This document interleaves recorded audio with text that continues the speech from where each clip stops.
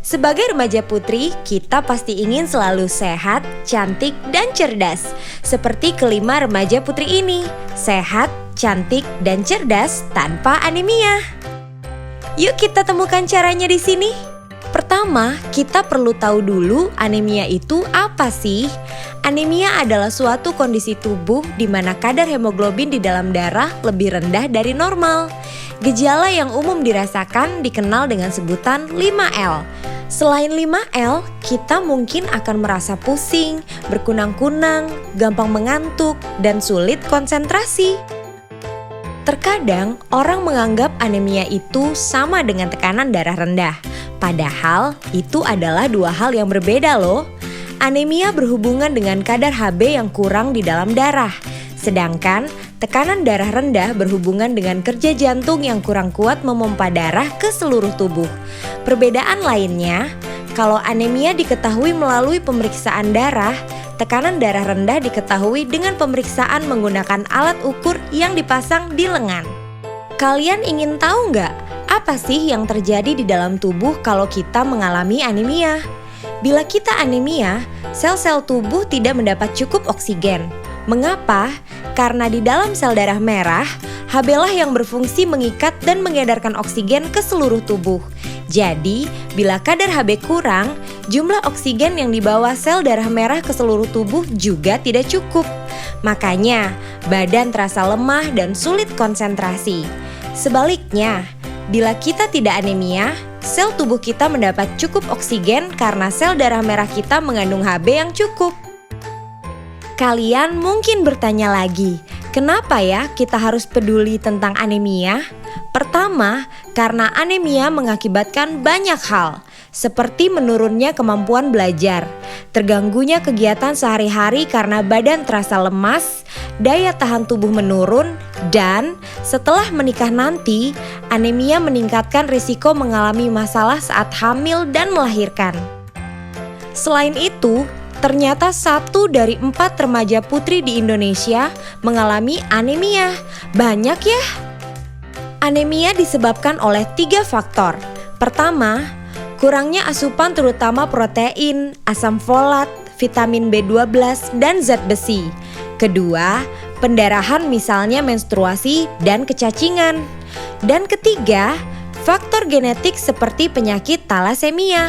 Di Indonesia dan juga di banyak negara lainnya, penyebab utama anemia adalah kurangnya asupan zat besi.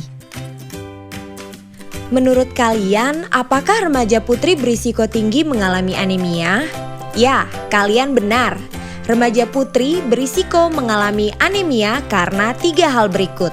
Pertama, kebutuhan zat besi yang tinggi karena pertumbuhan dan perkembangan yang cepat di masa pubertas. Kedua, kehilangan zat besi akibat pendarahan saat menstruasi. Ketiga, kebiasaan makan yang kurang baik yaitu asupan zat besi yang kurang terutama dari pangan hewani. Kalian tahu nggak?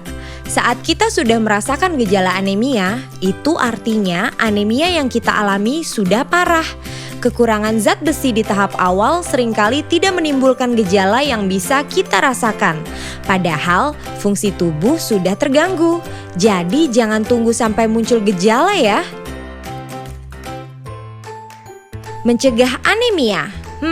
Caranya gimana? Caranya, penuhi kebutuhan harian zat besi dengan mengkonsumsi makanan yang kaya sumber zat besi, baik yang bersumber dari pangan hewani dan nabati, serta minum tablet tambah darah atau TTD 1 tablet sekali seminggu. Selain itu, konsumsi buah kaya vitamin C akan membantu meningkatkan penyerapan zat besi. Ini adalah contoh beberapa bahan pangan hewani dan nabati sumber zat besi. Selain kandungan zat besinya yang secara umum lebih tinggi, zat besi dari pangan hewani diserap tubuh dengan lebih baik dibandingkan dari pangan nabati. Sayangnya, beberapa remaja putri tidak mau makan pangan hewani terutama daging karena takut gemuk. Benar nggak ya makan daging itu bikin gemuk? Jawabannya adalah tidak. Bila dikonsumsi tidak berlebihan. Agar tidak mengalami kegemukan, jagalah asupan kalori agar tidak berlebih dan lakukan aktivitas fisik untuk membakar kalori. Selain mengkonsumsi makanan kaya zat besi, konsumsi TTD sangat membantu memenuhi kebutuhan zat besi harian. Bagaimana cara minum TTD? TTD diminum 1 tablet sekali seminggu di hari yang sama. TTD diminum setelah makan dengan air jeruk atau air putih.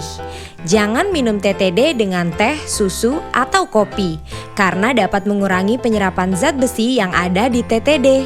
Dan setelah minum TTD, makanlah buah yang mengandung vitamin C untuk meningkatkan penyerapan zat besi. Ada yang bilang minum TTD menyebabkan mual. Benar nggak ya? Benar, tapi hanya pada sebagian orang. Untuk mengurangi kemungkinan mual, minumlah TTD setelah makan. Jadi perut tidak dalam keadaan kosong. Selain itu, tubuh kita akan menyesuaikan, sehingga perlahan-lahan kita tidak mengalami mual lagi setelah minum TTD. Minum TTD juga menyebabkan tinja berwarna agak kehitaman, tapi jangan khawatir ya, semua itu tidak membahayakan kesehatan. Apakah minum TTD secara rutin berbahaya untuk kesehatan? Jawabannya adalah tidak, karena tubuh kita mempunyai pengaturan zat besi yang otomatis. Bila tubuh kekurangan zat besi, maka asupan zat besi dari makanan dan TTD akan diserap tubuh lebih banyak. Sedangkan bila tubuh cukup zat besi, penyerapan zat besi akan lebih sedikit. Zat besi yang berlebih akan dikeluarkan tubuh melalui tinja. Itu sebabnya saat minum zat besi, tinja berwarna agak kehitaman. Jadi sekali lagi, konsumsi TTD tidak berbahaya untuk kesehatan. Dan sekarang aku tahu, bila anemia, kemampuan belajar menurun dan kegiatan kita terganggu. Kurang asupan zat besi adalah penyebab utama anemia. Remaja putri memiliki risiko yang tinggi mengalami anemia. Anemia harus dicegah sebelum muncul gejala. Caranya dengan mengkonsumsi makanan sumber zat besi serta minum TTD. Jadi tunggu apa lagi? Yuk bersama kita cegah anemia. Dengan dukungan guru, keluarga, serta petugas kesehatan, kita semua pasti bisa menjadi sehat, cantik, dan cerdas tanpa anemia.